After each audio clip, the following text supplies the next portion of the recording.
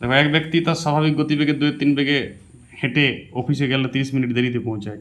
তার অফিসে পৌঁছতে স্বাভাবিক কত সময় লাগবে? অপশান আছে ধরো 60, হ্যাঁ, 30 কিমি পার ঘন্টা বা যা ইচ্ছা, একক সবেগে থেকে 20, 40, ধরো অপশান আছে। দেখো, স্বাভাবিক গতিবেগে 2-3 বেগে, ধরো স্বাভাবিক বেগটা 1, ধরি স্বাভাবিক বেগ 1। চাকরি পরীক্ষা তো করা যাবে শর্টে কাটে। স্বাভাবিক বেগ সমান 1, তাহলে এখন বেগ কত? এখন 2-3, আরে কিমি পার ঘন্টা করো না, যা ইচ্ছা করো, ঠিক আছে। 30 মিনিট দেরিতে পৌঁছায়, তোর আগে ধরো এক্স মিনিটে পৌঁছে যেতে, এখন x+30 লাগে দেরিতে, মানে বেশি সময় লেগেছে x+30।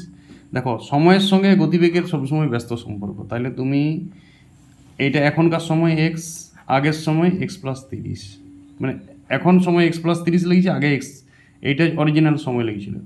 তাহলে আগের বেগটা কত? 2-3 বেগটা হয়েছে, 2-3 বেগটা হয়েছে এখন, আর আগের বেগ 1, ব্যস্ত। দেখো, এইটা আগের সময়, এখনের সময়, আর এটা এখনের বেগ ক্রস, আর এইটা হচ্ছে আগের সময়, এটা আগের বেগটা 1 ধরেছি, বাস। এবার এক্সের মানটাই তো উত্তর হবে। তাহলে এক্স সমান কত?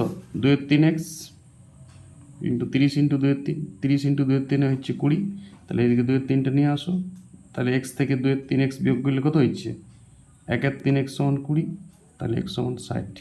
তাহলে গতিবেগ কত ছিল আগে? 60 কিমি পার ঘন্টাও ধরতে পারো, যা ইচ্ছা ধরতে পারো তুমি, তো কিমি পার ঘন্টা এককটা কোনো ফ্যাক্টর না, 60 ধরতে পারো। সবাই রিপিট করে, সময়ের সঙ্গে গতিবেগের সম্পর্ক ব্যস্ত, এইটা থেকে বুঝতে হবে অঙ্কটা। এটা কম্পিটিশন পরীক্ষা আরআরবিতে রিসেন্ট এসেছিল অঙ্কটা। ওকে।